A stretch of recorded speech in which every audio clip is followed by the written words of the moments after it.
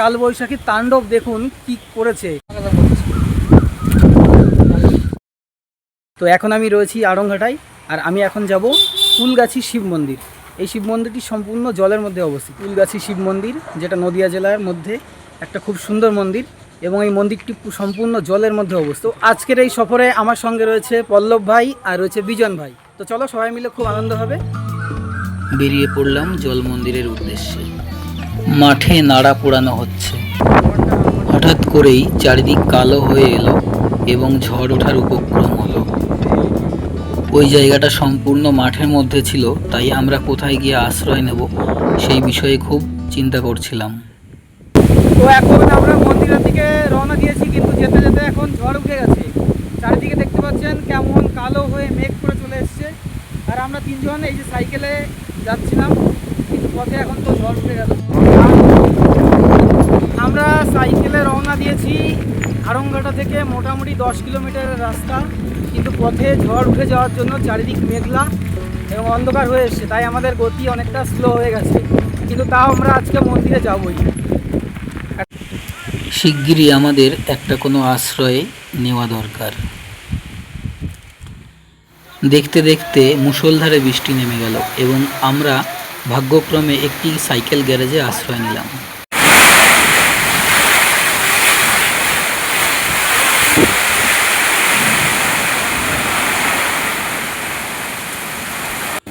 ভয়ঙ্কর কালবৈশাখী ঝড় শুরু হলো। দুঃসহ সেই অভিজ্ঞতা। ঝড় থেমে গেছে। আমরা এই ভাইয়ের দোকানে আশ্রয় নিয়েছিলাম ঝড়ের মধ্যে। ভাইকে অনেক থ্যাংক ইউ, ভাই আমাদের ঝড়ের বৃষ্টির মধ্যে আশ্রয় দিল। ভাই তাহলে আমরা এগোই আস্তে আস্তে। ওকে, কাকিমা ঝড়ের পরে তো অনেক আম পড়েছে, কি আম কুড়াচ্ছেন নাকি? কি আম কাকিমা এটা? এটা কি আম? সমুদ্র পার হতে গিয়ে আমাদের গায়ে অনেক বাইকের জল এসে লাগলো।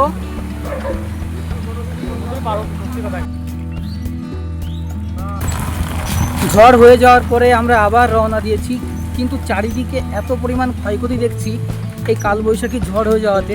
তাতে মানুষের বাড়ির উপরে গাছ পড়েছে, গাছ ভেঙে অন্য কোথাও ক্ষয়ক্ষতি হয়েছে এবং প্রচুর আম নষ্ট হয়ে গেছে। তো চারিদিকে দেখতে পাচ্ছি মানুষ আম কুড়াতে ব্যস্ত। চারিদিকে পাতা, আম, বিভিন্ন গাছের ডাল শুধু ছড়িয়ে ছিটিয়ে রয়েছে। ঝড়ে যেমন ক্ষয়ক্ষতিও হয়েছে, তেমনি তপ্ত পৃথিবী যেন আরেকটু ঠান্ডাও হয়েছে। ঝড় থেমে যাওয়ার পরে কালবৈশাখী তাণ্ডব দেখুন কি করেছে কালবৈশাখী। এইভাবে রাস্তায় যেখানে সেখানে যত্রতত্র গাছ পড়ে রয়েছে। গোটা রাস্তাটায় আমরা এলাম, যেখানেই দেখছি সেখানেই শুধু মানুষের একই দুরবস্থা। সত্যি খুব খারাপ লাগছে দেখতে। ঘাসের আগায় জলকণা এখনো লেগে রয়েছে, আর পুকুরের জল কি সুন্দর টলমল করছে।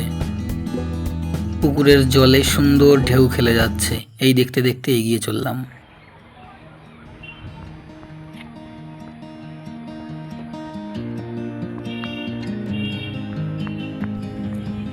অবশেষে পৌঁছে গেলাম সেই বহু প্রতীক্ষিত কুলগাছির জল মন্দির তথা কুলগাছির শিব মন্দির।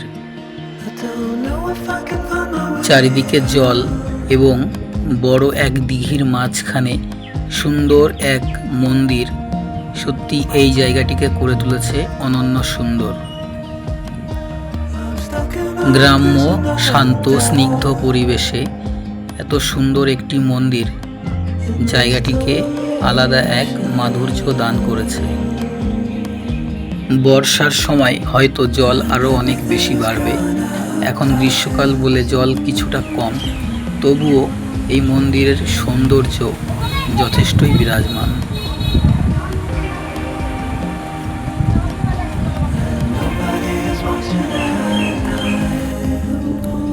মন্দিরের মধ্যে বাবা ভোলেনাথের মূর্তি এবং নন্দী মহারাজের মূর্তি বিরাজমান। ঝড় বৃষ্টিতে আটকে পড়ে আমাদের অনেকটা দেরি হয়ে গেছিল মন্দিরে পৌঁছাতে।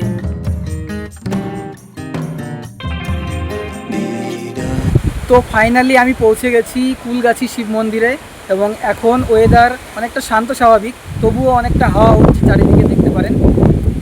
আর অনেকটা সন্ধ্যা হয়ে এসেছে, তবুও এত সুন্দর লাগছে এই পরিবেশটা। চারিদিকে দেখুন জলের মাঝখানে এই মন্দিরটি, এবং অসাধারণ সুন্দর একটি মন্দির। ওই যে রাস্তা, ওইখান দিয়ে আমি নেমে আমরা এলাম। অসাধারণ পরিবেশ, অসাধারণ পরিবেশ। এখানে না আসলে বুঝতেই পারবেন না যে এত সুন্দর একটি মন্দির আছে এখানে। চারিদিকে এত সুন্দর প্রকৃতির মাঝখানে এত সুন্দর একটি মন্দির দেখতে গেলে আপনাকে অবশ্যই আসতে হবে নদিয়া জেলার এই কুলগাছিতে। তো কুলগাছি আপনি কিভাবে আসবেন? নদিয়া জেলার কুলগাছিতে আসতে গেলে আপনাকে শিয়ালদা গেদে শাখার আড়ংঘাটা স্টেশনে এসে নামতে হবে। তারপর আড়ংঘাটা স্টেশন থেকে আপনি অটো ধরে বলবেন কুলগাছিতে যাবেন। সেইভাবে আপনি অতি সহজে এখানে আসতে পারেন। বছরের সব দিনই এই মন্দির খোলা থাকে। গোধূলির আলোতে মন্দিরটিকে খুব সুন্দর লাগছিল। কেমন লাগলো এখানে এসে? এখানে খুব সুন্দর একটা পরিবেশ, এসে দারুণ লাগলো। আগে এসেছিলি কোনোদিন? আগে এসছি, কিন্তু এইবার এসে খুব ভালো লাগলো। আর মানে সুন্দর চারিদিকে পরিবেশ। হাওয়া হচ্ছে, হ্যাঁ, চারিদিকে সুন্দর হাওয়া হচ্ছে আর মেঘলা ওয়েদার, খুব সুন্দর লাগছে পরিবেশ। ঝড়টা না হলে ভালো হতো বল। হ্যাঁ, ঝড়টা না হলে একটু ভালো হতো। আর সন্ধ্যা হয়ে এসছে, ঝড় না হলে আমরা আরও আগে চলে আসতাম। ঠিক আছে, আমরা আবার আসবো। মন্দিরের পাশে জলের মধ্যে দেখলাম ঘাটে নৌকা বাঁধাই রয়েছে, কিন্তু নৌকার মালিককে খুঁজে পেলাম না, হয়তো ঝড়ের জন্য। এছাড়াও দুটো হলুদ রঙের প্যাডেল বোটও নজরে পড়লো, কিন্তু কোথাও খোঁজ নিয়ে মালিকের খবরও পেলাম না। পল্লব ভাই, এখানে এসে তোমার কেমন লাগছে? এক্সপিরিয়েন্সটা একটু বলো। এখানে এসে খুবই ভালো লাগছে, কারণ এখানে গ্রাম্য পরিবেশ আছে যেটা খুবই সুন্দর, আর চারিদিকে জলের মধ্যে মন্দির, একটা অন্যরকম না ফিল, অন্যরকম। অন্যরকম একটা ফিল আছে। সেলফি তুলে এগোলাম, আবার একদিন আসবো সময় নিয়ে দিনের বেলায়। নদিয়ার এই জল মন্দিরটি যাদের যাদের ভালো লেগেছে তারা অবশ্যই একবার এসে এখানে দেখে যান। এবার বাড়ির দিকে রওনা হব, কিন্তু আজকে ওয়েদারের জন্য হয়তো একটু ভালো করে ঘুরতে পারলাম না, কিন্তু আশা আছে যে এরপরে আরেকদিন সময় নিয়ে আবার ঘুরে যাব। চারিদিকে জলের মাঝে এই অপরূপ সুন্দর মন্দিরটি অবশ্যই একবার আপনি দর্শন করে যান। আমি ব্যক্তিগতভাবে প্রত্যেককে বলবো যে নদিয়া জেলার মধ্যে এই সুন্দর এবং জলের মধ্যে অবস্থিত এই জল মন্দিরটি খুবই সুন্দর, এবং আপনি অবশ্যই একবার এসে এটা ভিজিট করুন। বাড়ি যাবার পথে সিঙ্গাড়া জিলিপি সহযোগে টিফিন করলাম।